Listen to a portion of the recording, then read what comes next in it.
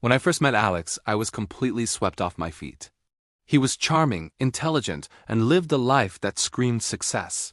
We're talking fancy dinners, spontaneous weekend trips, and gifts that left me speechless. He told me he was an investor, a vague but impressive title that seemed to explain his lavish lifestyle. I figured I had hit the jackpot, finding someone so generous and successful.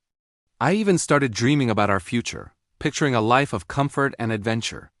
Everything seemed perfect, almost too perfect. The first crack in the fantasy appeared subtly. He was always a bit secretive about his work, deflecting specific questions with a charming smile and a change of subject.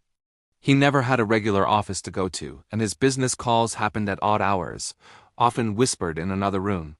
I brushed it off at first, telling myself that high-level investors have their quirks and need to protect their strategies. But a little seed of doubt had been planted, and it started to grow. I couldn't shake the feeling that something wasn't quite right. The truth came crashing down one evening when I came home early and found him in a panic. His living room, usually pristine, was a mess of boxes filled with what looked like knockoff designer bags, watches, and electronics. My mind went blank.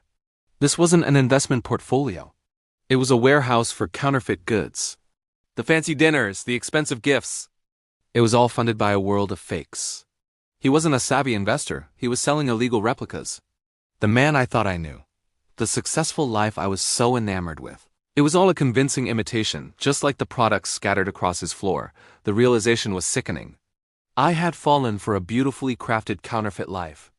Thank you for watching. If you enjoyed this story, don't forget to like and subscribe for more content. See you next time.